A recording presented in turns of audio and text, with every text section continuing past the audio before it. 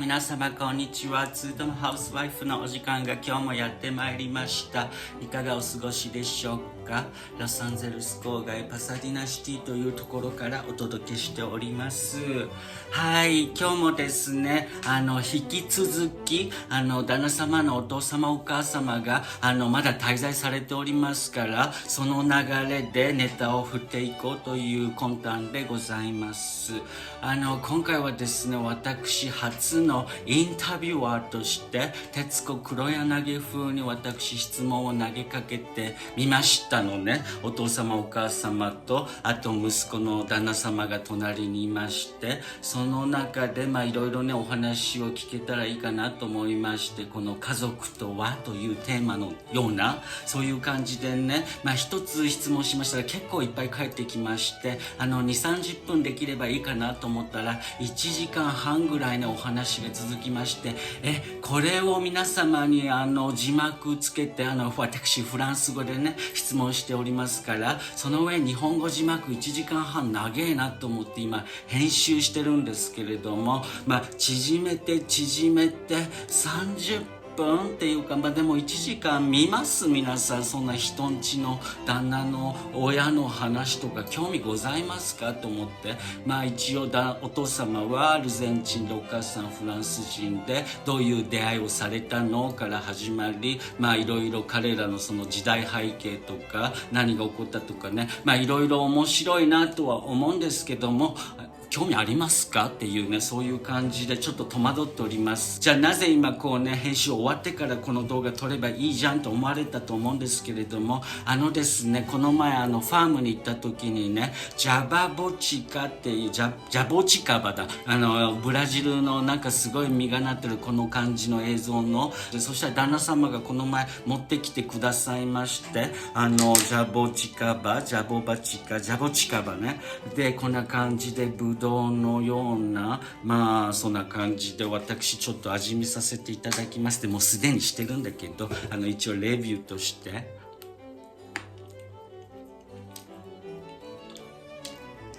ブドウみたいな今種を飲み込んでしまいました種飲んじゃダメですよ。種飲んじゃダメなんですけど、すごいなんか可愛い見える。どうやって説明すればいいの？味はね、どんな感じって言われてもなんかジャボチカバの味しかしないっていうか、こうライチのようなブドウのような、かといって味は旦那様は皮も食べてましたけど、俺は硬すぎて食べれない。食感的には本当にライチとかブドウみたいな感じで、味は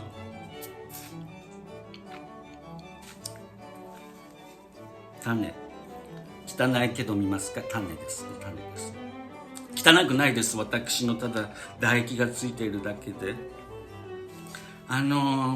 美味しい。別に全然まずいとかじゃないけど、なんかポピュラーじゃない理由がなんか、これじゃなきゃダメっていう感じじゃない、これが食べたいっていう感じではないのでポピュラーじゃないのかなとか思ったんですけど、収穫のねあとすぐ食べないと結構劣化が早いらしくて、だからね旦那さん持って帰ってきてくれて、じゃあもうこれ腐らないうちにこのレビューしなきゃと思って、だから編集終わる前にこの動画を今撮っておりますのでございます。なんかバニラっぽいのかな。お父さんにも聞いたんですけども、なんていうのか、トウモロコシはトウモロコシの味がするって言えるけど、これは何の味がするっては説明できないみたいな、まさにそんな感じということで、味のレビュー私下手くそでしたけれども、美味しゅうございますけれども、なんかすぐ身がなんかなくなる感じが早すぎて、ブドウだったらもうちょっと楽しむ時間があるけど口の中で、これなんかすぐ終わっちゃうから、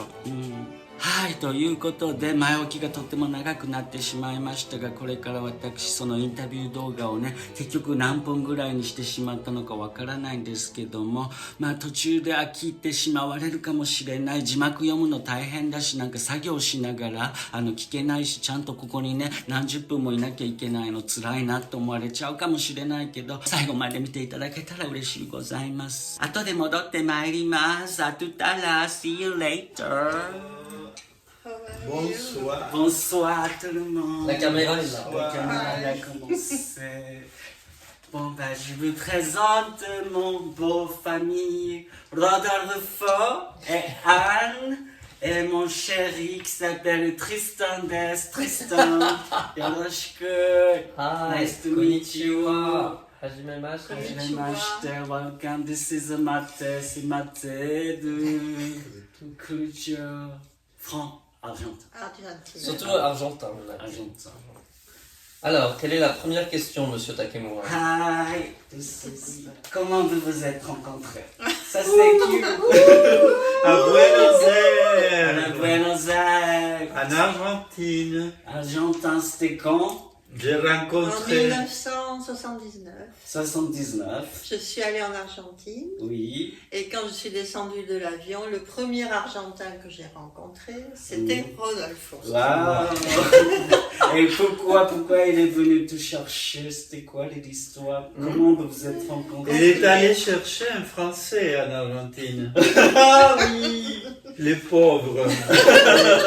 Il a rencontré Rodolfo. Voilà, donc le français...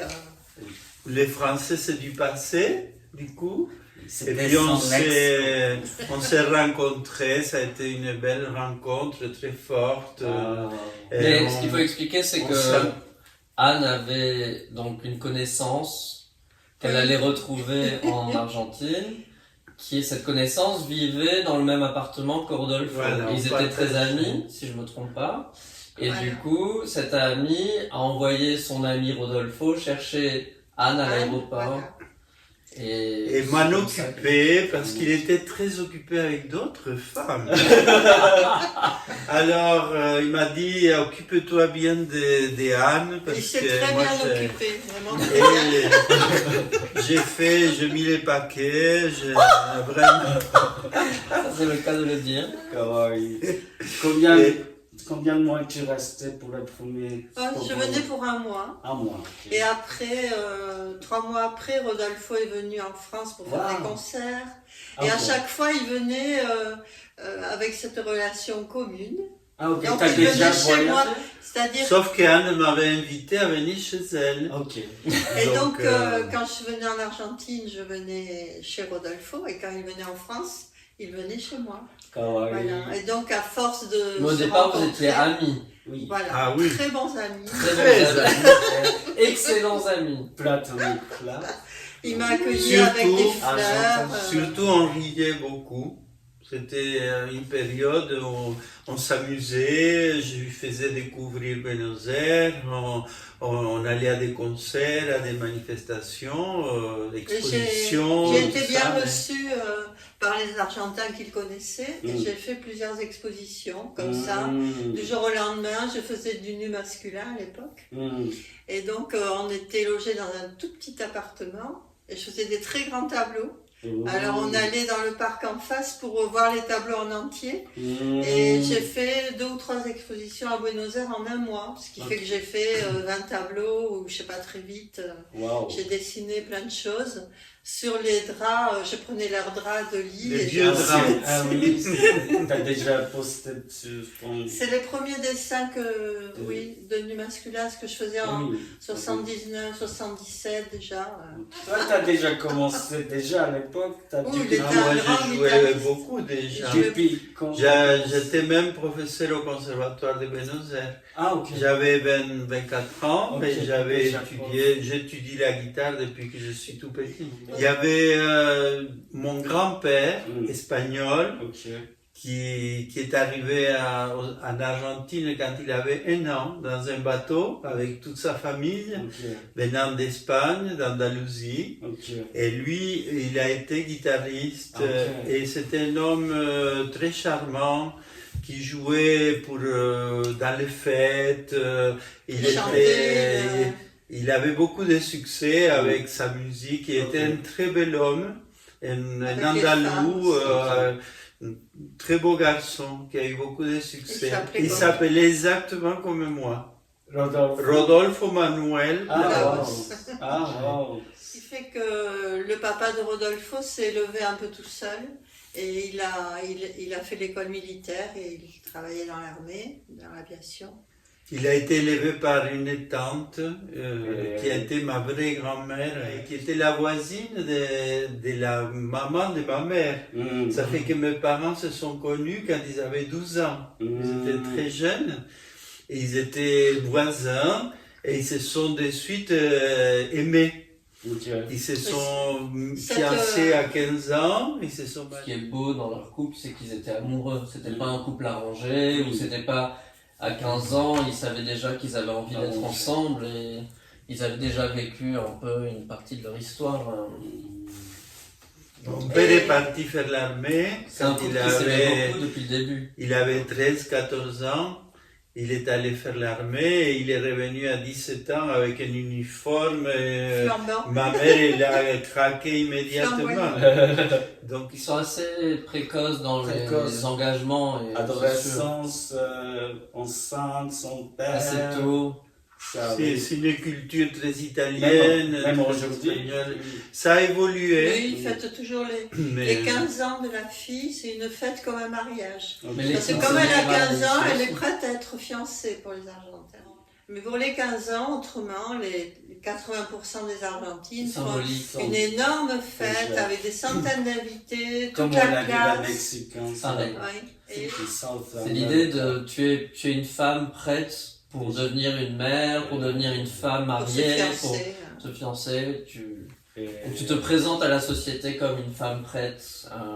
Mais il y a une évolution quand même. Il y a beaucoup de jeunes Heureusement. femmes maintenant qui se battent Oui. pour les droits de la femme, pour l'avortement. Il faut savoir qu'en Argentine, c'est toujours interdit l'avortement. Ok. Et le Le- divorce, oui, c'est pas très vieux. Et toutes ces lois sociales sont très longues à venir parce qu'il y a une culture catholique, il y a une grosse influence. Vous avez influencé beaucoup de catholiques ou de religions. Il ne faut dans pas de la oublier famille. que le pape est argentin, donc Ok. on a quand même une société qui est très ancrée dans la religion catholique. Toi, c'était dur pour toi. Et moi, j'ai refusé depuis que je dois avoir 7 ou 8 ans. Ok. J'étais dans une école de curés Mhm. et le monsieur, le curé qui était mon maître, a voulu que je lui embrasse sa vague. Mhm. J'avais 8 ans et j'ai Mhm. refusé. Wow. Alors j'ai été puni. J'étais sur des sacs de blé. Il fallait que je me mette à genoux. Et après, il m'a fait courir dans la cour, je ne sais pas combien de tours. Et donc, quand je suis rentré chez moi, j'ai demandé de partir de cette école, et plus jamais. Et j'ai refusé, j'ai porté une croix, je l'ai enlevée, je devais avoir 9 ans. Et moi, depuis que je pense, je dois avoir 10 ans, que je veux partir, je voulais quitter ma famille et faire d'autres choses. Je fais de la musique, c'était pas du tout j'avais un papa militaire. Et Rodolfo n'a connu que le régime militaire. J'ai connu la démocratie en France. 35 ans de dictature militaire. Est-ce que tu as ressenti du nazisme? Ah oui, j'ai été même Très proche, très proche d'être emprisonné. Et surtout quand je revenais de tournées en Amérique centrale, et je revenais en Argentine, je passais parfois 48 heures en surveillance avec la police, à la douane. La guitare dans tous les sens. On m'inspectait tout ce que j'ai ramené. Il y avait des questionnaires très durs. Pourquoi je partais, pourquoi j'avais besoin de quitter mon pays. Enfin, c'était très dur. Et quand tu allais voir des amis le soir, dans le bus, il fallait que tu n'avais pas le droit de chanter, tu n'avais pas le droit de bouger, tu n'avais pas le droit... Tu rentrais, il y avait toujours des guérites à tous les coins de rue avec des militaires et des mitraillettes. Et la nuit, tu entendais tirer. Si quelqu'un n'avait pas ses papiers, s'il était mal garé pour des bêtises... Quand j'étais adolescent et que je voulais y aller voir un film, par exemple, tu avais droit à 45 minutes de publicité militaire. avant de voir ton film coupé en 10 Tout morceaux. coupé, parce qu'il fallait Dès qu'il pas... y avait, Pendant la film dès qu'il y avait une scène, Il fallait pas de sexe, pas parler de politique, pas pas de parler religion, Donc il coupait tout censure, quoi. quoi. Alors tu La comprenais censure. rien au film. Bien. Après Rodolfo en France a vu les films et il a compris certains, enfin de revoir certains films d'avant. Et il a compris les histoires et ce qui se passait quoi. Et jusqu'à quelle époque qui était... Ben, 82, ça, Halloween, quand Emmanuel est né. Wow. Quand Emmanuel est né en 1982, ils ont perdu les Malouines, ils ont perdu la guerre, et là, tout le monde a découvert la manipulation totale, quoi. Ils ont de toute Pas du façon, tout. tous les philosophes, écrivains, penseurs, soit ils sont morts, ils ont été tués, soit ils ont fui à l'exil. Beaucoup se sont réfugiés en France, à Paris notamment, les écrivains Cortázar, Borges, ce sont des très grands écrivains argentins.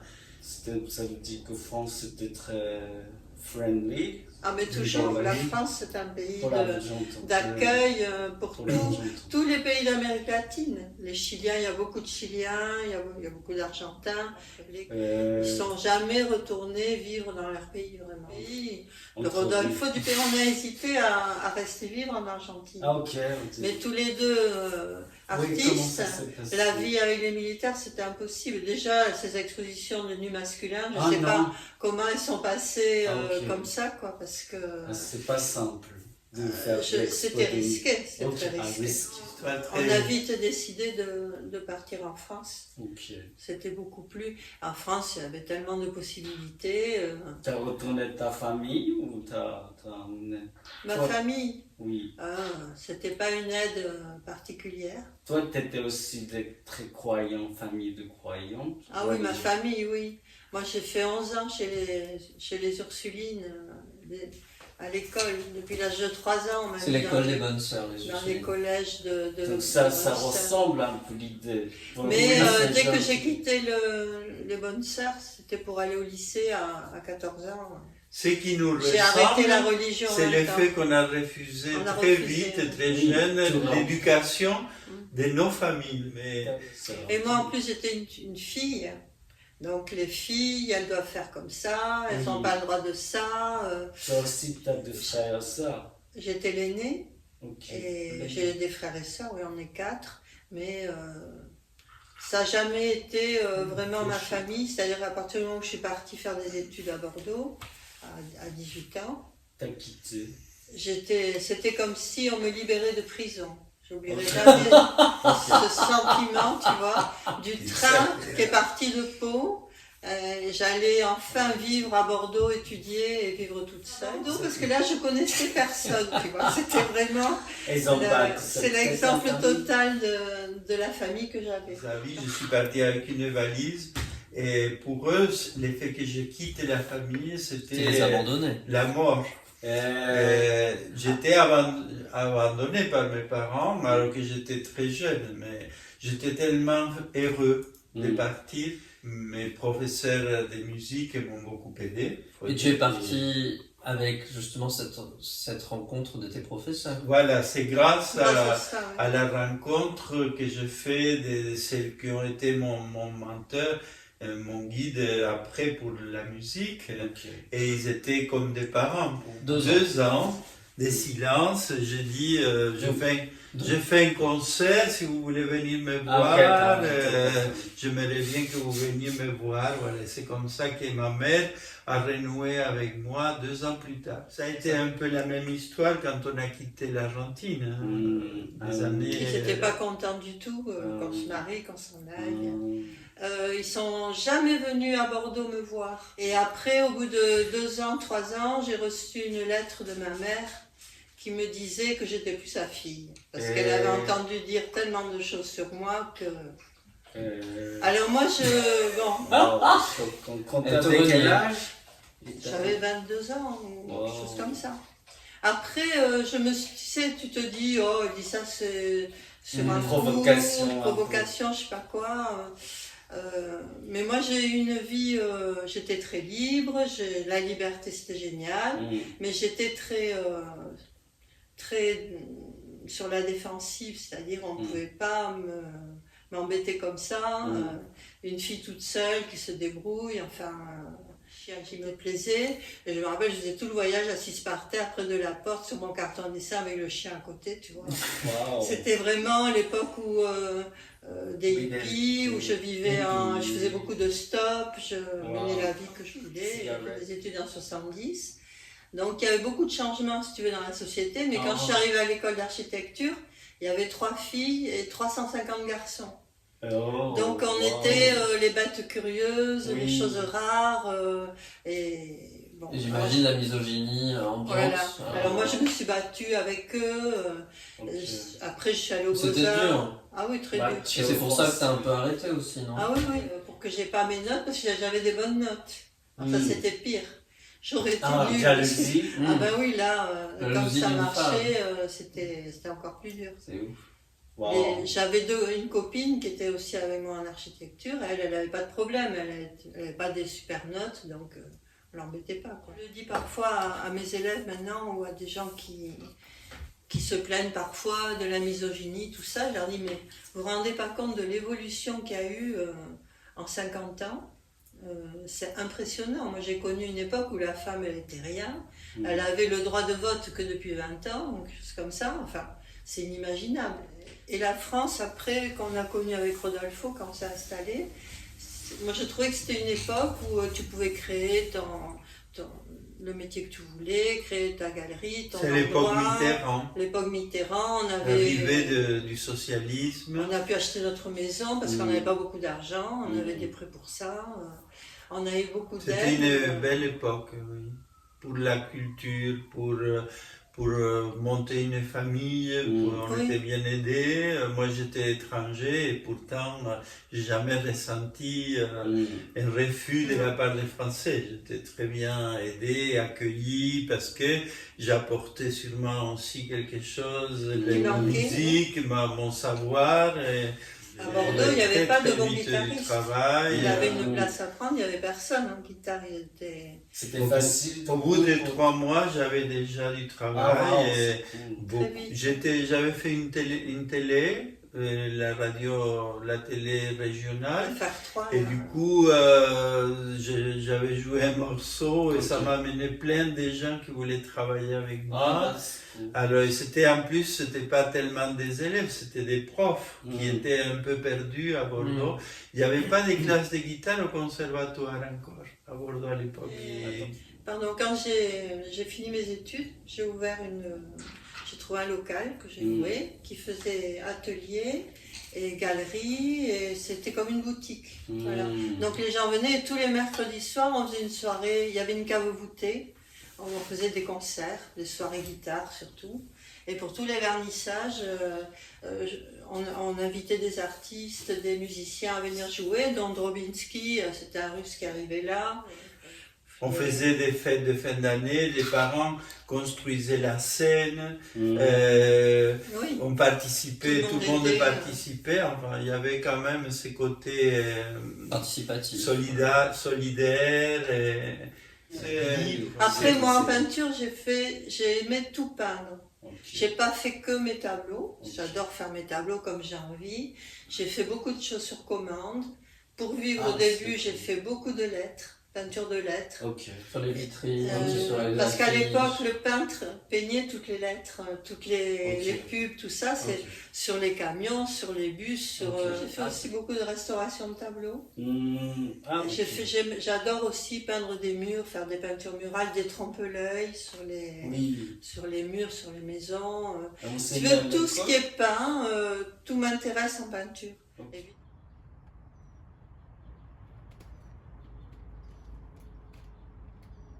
Allez, j'arrête.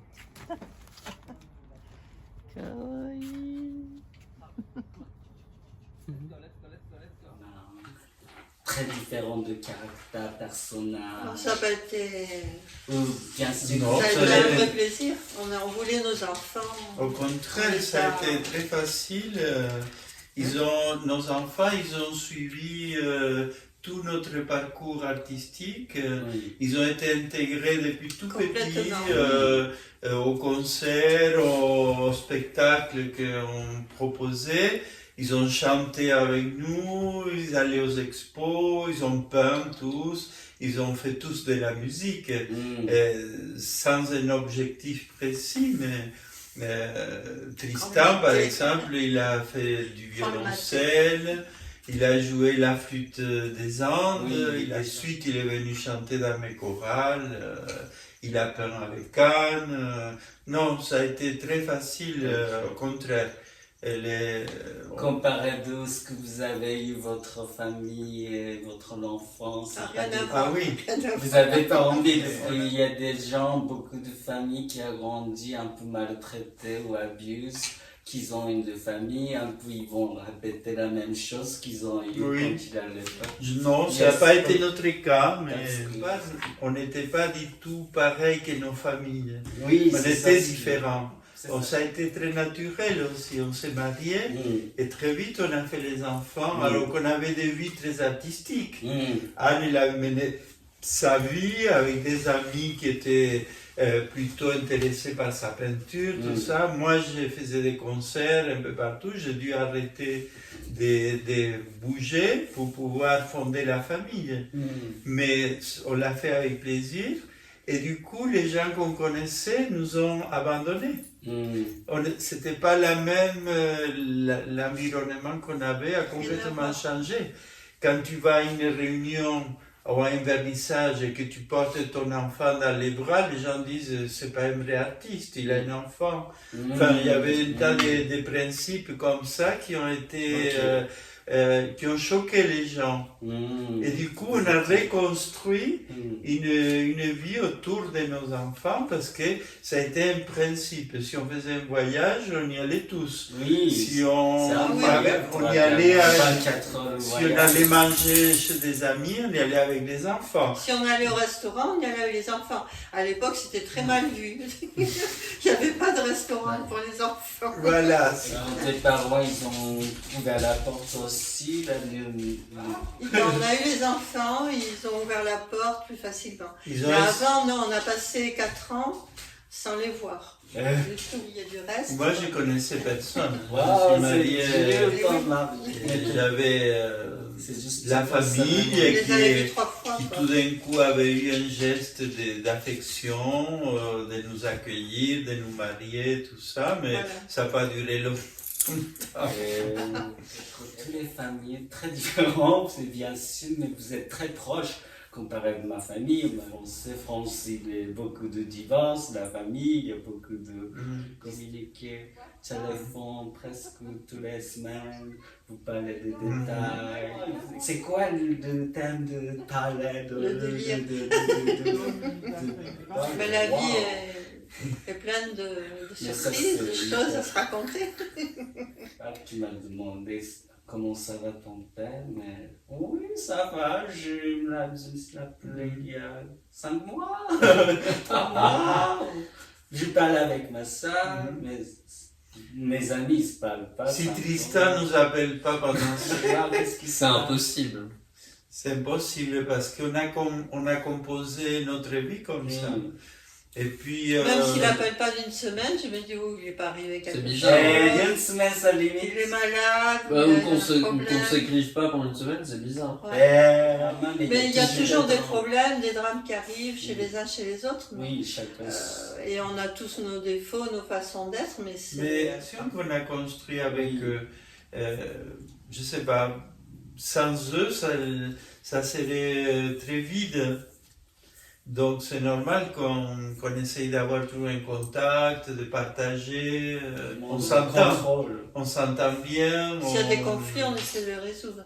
Oui, si parfois on n'est pas d'accord sur certains points, mais tout ça, ça fait partie d'un savoir-faire. Du jeu de la famille. Puis avec le temps, mes parents, ils ont demandé pardon aussi. Oui. Ça, c'est... Ils se sont aperçus qu'à un moment de notre vie, ils nous ont pas compris. Sa maman m'a dit, je regrette, on a été très dur avec toi au début, on t'a pas compris. Tandis qu'avec ma famille, on a essayé longtemps de reconnecter. De créer quelque chose avec nos enfants, quelque chose de familial, et ça n'a jamais marché. Mais et ça arrive à un point qu'il y a depuis 10 ans, je n'ai pas parlé à ma mère depuis 10 ans. Mais c'est vrai qu'on ne peut pas forcer les relations. Oui. Il Il faut, faut être lucide et avec puis, la famille. il faut faire un effort pour comprendre cette génération qui a vécu dans une autre époque, Oui. avec une autre culture, toi tu as eu la chance de t'ouvrir en France, de venir vivre aux États-Unis. Oui, moi, j'ai la Imagine chance, tout oui. ce que toi tu as ouvert dans ton âme. On a des problèmes, mais quand on s'appelle, c'est pas pour raconter nos problèmes. Et on est content de voir quels sont ses projets, quels sont nos projets, les voyages, les travails, l'affection. Et on va parfois parler des problèmes, mais c'est un peu de façon ironique. Quoi. Ils sont passés. On essaie on essaie de... J'ai plus peur d'un enfant qui revient chez nous, parce qu'il a besoin... Manu, par exemple, et son divorce, oui. donc on l'a accueilli chez nous. Mais j'ai plus peur de ces situations que des... Mais c'est vrai que quand tu vis avec quelqu'un qui revient à la maison, tu t'investis dans son problème, c'est beaucoup plus lourd à porter. Mais au bout d'un moment, qu'est-ce qu'on fait? On commence à tout faire pour qu'il s'en aille. Parce qu'il faut qu'il reprenne la vraie vie, si tu veux. La vraie vie, ça ne peut pas être celle qui se passe chez nous, avec notre rythme de vie, avec notre façon d'être. Il faut qu'il reprenne, qu'il s'envole. Mais on a été, nous, très libres pour ça, on leur a fait depuis confiance. le départ. Et ça a choqué beaucoup de monde parce que Oui. on n'a jamais vraiment puni les enfants. Si tu veux, on est choqué par l'éducation de certains jeunes maintenant qui punissent les enfants, qui leur parlent fort, mal. On a toujours essayé d'expliquer avec eux pourquoi il va aller mieux, pourquoi il va aller mieux pas. Un enfant, même petit, comprend très bien. Il comprend très bien qu'il arrive à la limite de certaines choses et qu'il faut qu'il y pense à 2 fois. Il n'y a pas besoin de se mettre en colère contre lui. On est choqué par l'éducation de jeunes actuellement qui élèvent des enfants comme si presque il fallait les enfermer dans le placard parce qu'ils ont fait une bêtise. Quoi. Une bêtise, non, une bêtise ça veut rien dire. Un enfant se trompe. Tu lui expliques comment ne plus se tromper. Mais ça veut rien dire. Je déteste les femmes qui disent ma fille c'est une capricieuse. Je suis désolée, un caprice, ça n'existe pas un caprice. C'est envie de faire autre chose que ce que les parents veulent. A envie de faire autre chose, de manger autre chose, ben pourquoi elle ne mangerait pas autre chose? Pourquoi les Parce qu'il enfants faut l'obliger à manger. devraient faire, voilà. C'est un enfant qui va être coincé après, qui ne sait pas parler. Et on les a habitués à connaître et à parler avec des gens de tous les âges, de toutes les situations. Si tu veux, on n'a jamais mis nos enfants avec d'autres enfants, entre enfants, que ce soit à table, que ce soit n'importe où. Ils étaient à table et ils parlaient avec une mamie à côté, avec une femme. Je trouve que c'est très important et je suis toujours choquée de voir que les gens séparent les enfants des adultes. Ça c'est la pire des choses. On a eu un Léonard qui, par exemple, était devenu très copain avec une femme qui gardait un parc et qui élevait des animaux blessés qu'elle trouvait dans le parc. Et cette femme avait, je sais pas, 45 ans, 50 ans. Et il allait la voir, c'était devenu une amie. Et lui, il avait 8 ans. Il y a beaucoup de parents qui n'auraient pas autorisé ça. J'en ai mon fils de 8 ans, il doit avoir des copains de 8 ans, qu'est-ce qu'il va être ami avec une femme qui a 50 ans? Et je connais plein de familles que ça a choqué, qui ne comprenaient pas qu'on laisse... Après, je pense que dans la société française, ce qui pénalise énormément la vie de famille, c'est l'éducation nationale, c'est l'école. Mais les gens, ils sont obsédés, c'est-à-dire ils ont peur que leur enfant manque un jour à l'école pour faire quelque chose de fabuleux. Si tu veux, je sais pas, y aller faire un voyage, parfois c'est des richesses que l'école ne donne pas. Et ça, les gens en France, je l'ai ressenti beaucoup, quand tu mets ton enfant à l'école, c'est comme si c'était plus les tiens. Ce sont les maîtres qui te disent, ah, il faut l'amener chez les médecins, il parle pas bien, il lui faut un psychologue. C'est choquant. Hein. Et toi qui es parent, tu te dis, mais moi je connais quand même mieux mon enfant Que cette assiette. Emmanuel, le plus grand, il a eu des grandes difficultés en français. bon. Et donc les maîtres avaient conclu que c'était parce que moi j'étais étranger. Et c'était- Parce qu'Emmanuel vous a étiez toujours qui écrit le français Je m'étais de mis façon dans une imaginaire. colère. C'est-à-dire, il invente des mots, il invente l'orthographe, et Ça, il le c'est fait très bien. encore. Mais c'est hyper beau. J'ai en eu, fait. Ça, c'est génial. Et que franchement, dans l'éducation et dans tout ce qu'un enfant fait dans sa jeunesse, c'est tout ce qu'il fait en dehors de l'école qui est important. Ok. Toutes les activités Stagiaire, ou ses passions ouais. en dehors de l'école, ou ce qu'il va apprendre à côté, c'est beaucoup plus important que ce qu'il fait à l'école. Mais ça, le jour où... Alors Tristan, ça a été génial, parce qu'un jour, est venu à la maison sonner un monsieur qui me dit « Je suis le professeur de mathématiques de Tristan, votre fils. » Alors je commence à me dire « Oui, il y a eu un Qu'est-ce qui se problème, passe parce que l'école française... » Et je viens, madame, pour vous remercier d'avoir un fils comme Tristan. Parce que c'est un excellent élève et surtout, il m'aide à faire que toute la classe va de l'avant.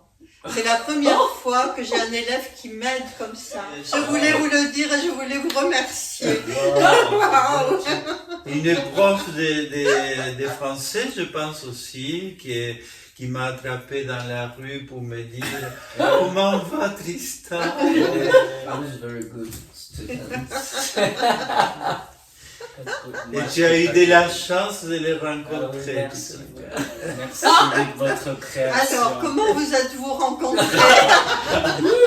Mais ça, c'est notre épisode. おかえりなさいませ。長い時間ご苦労様でした。目が疲れましたでしょうか。まあ、とってもいいインタビューだったんじゃないかなと私は思いました。キュートじゃないですか。やって息子がさ、目の前にいてそういう過去のお話とか、できる空間っていうか、そういうの私自分の家族にじゃあパパママのお話聞かせてって言えるかって言ったらやっぱ言えないし、これは人の家族だからこうしてね、俺もカメラ回していいって素直に全然ノープロブレムって感じで受けてくれたし、息子もなんか愛の手をね、俺がちょっと言葉足らずだったりフランス語ちょっとなだったからそこをヘルプしてくれたり、そういう感じでああやってもうね止まんない感じなのね。一個の質問にもういっぱい返ってくるから結局まあそれを縮めた今回の動画に編集になりました。あと最後にね、お父様ね、自分のねYouTube チャンネルを立ち上げたみたいで、そこにねいっぱいなんか自分のプレイしているギターをねアップしだしたということで、私下の方にリンク貼っときます。ということで今日も最後まで本当に長くとこ見てくださいましてありがとうございました。またお会いできる日を楽しみにしております。はわやらやらばやらばしょわら。